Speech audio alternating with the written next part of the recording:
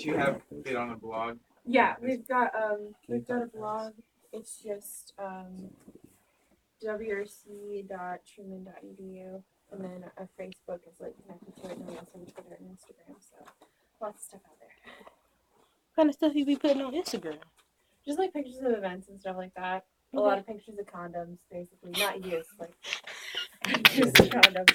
Just so you give them away. We got like a whole door over there. Yeah, I see them. Yeah. Oh. Trojan. We have our Halloween ones still out, so they're like special looking. They got like candy corn flavor or something. Nah, sadly not. Candy corn nasty anyway. Never mind. Yeah, I wouldn't be about that personally. Oh, yeah, is it fine if we record this? Yeah, go ahead. Alright.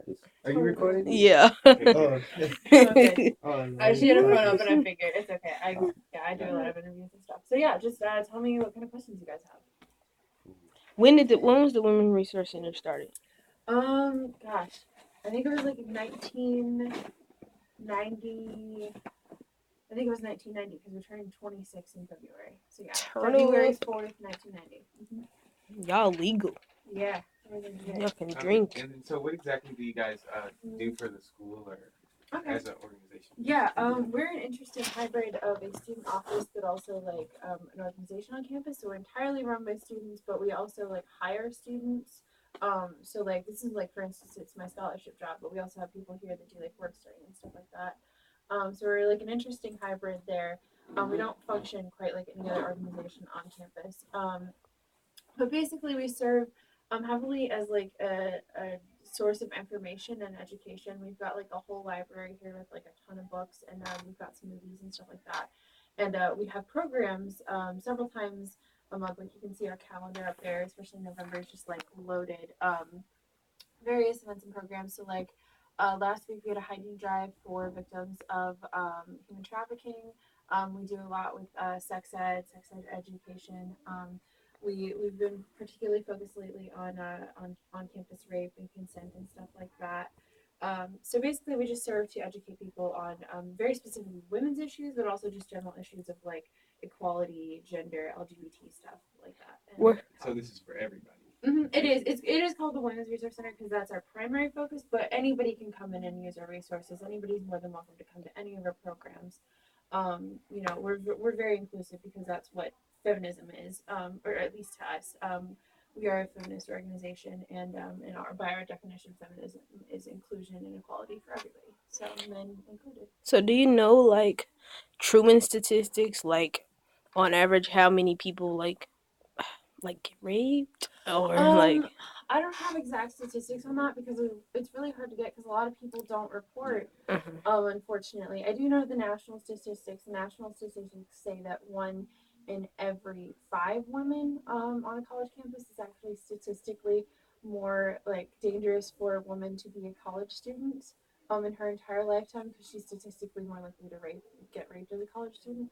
I believe the statistic for men is somewhere close to like 1 in 10, 1 in 12, maybe like 1 in 9. But I don't think that's. I think both of those are off a bit simply because we're seeing underreporting for both men and women. True. Do you think that it's a huge problem here on campus, or I know years back there's been issues, but yeah. Well, they only recently has it started to become a thing where DPS is required to report to students when a rape happens on campus or in the Truman community. So there was like 2 or 3 years ago. I don't know if any of you were students here, but there's like there suddenly seemed like there were a lot of like reports of rape, and it simply was DPS was suddenly required to like tell us when those happened. I definitely think it probably is a problem. I think we probably are nowhere near as informed as to like how big of an issue it is on Truman's campus, but I'm sure sexual assault is definitely happening here. We're probably just very underinformed of the numbers. So yeah. Do you think Truman, in comparison to other schools, is like the numbers are better or worse? I would think that we're probably, if anything, we're probably average.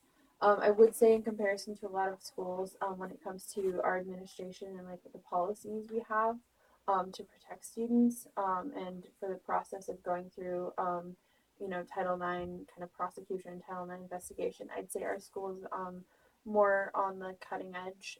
They are very much aware of the issue, and they're not shying away from it. It's kind of like some of the bigger schools are. I think they're really starting to make this a safe environment for sure. Like, do you know any of like the numbers on like since you guys started, how much like your existence has helped those numbers at all? I don't actually know that.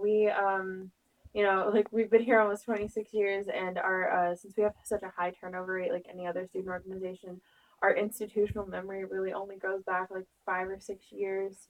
I only really know as much as the person from like 2 or 3 directors ago did. True. Um, but I'd say we have had a positive impact on this campus, especially the last couple of years. We've been really striving to run consent campaigns, letting people know what consent is. We've been just talking about rape culture in general more so. So, But I don't have any actual numbers on that, so unfortunately. during Truman Week, when Mhm. we had those little things about consent, y'all was behind that.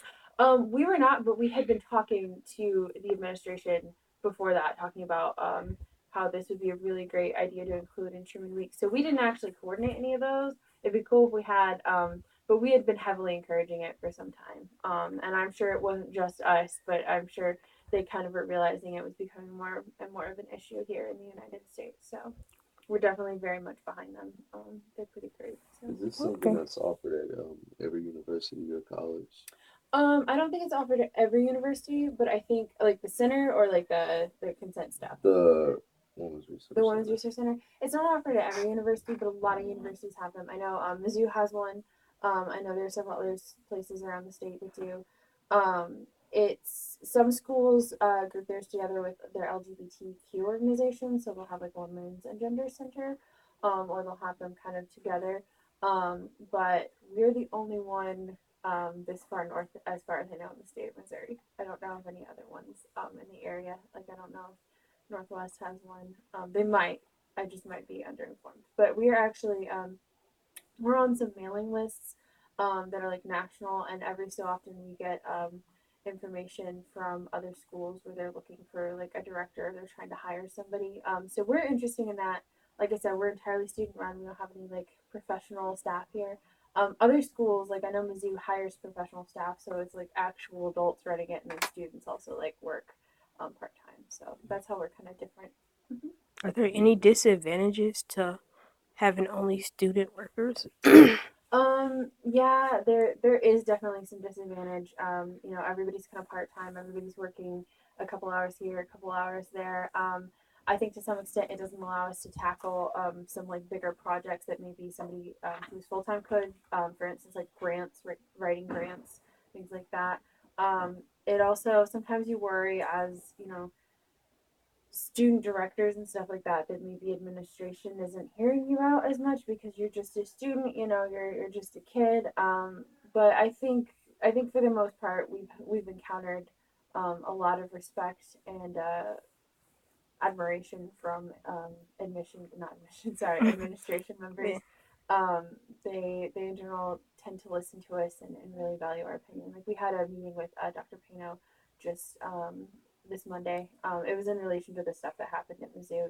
He said he was going to talk to student leaders, so he talked to us, and I definitely felt like he definitely took some of what we said to heart for sure. You guys collaborate with other women's resource centers that are nearby? I've never known us to do that. We've talked about it. I know we've sometimes reached out to ask them for like their opinions and like how they've done things before in the past, but that hasn't happened since I started working here just because we haven't really thought of it. But we're not against it. We're definitely open to it. Something that is planned for the future. For Yeah. Sure. Well, So okay. besides the like the current student workers, how would you guys get other students involved?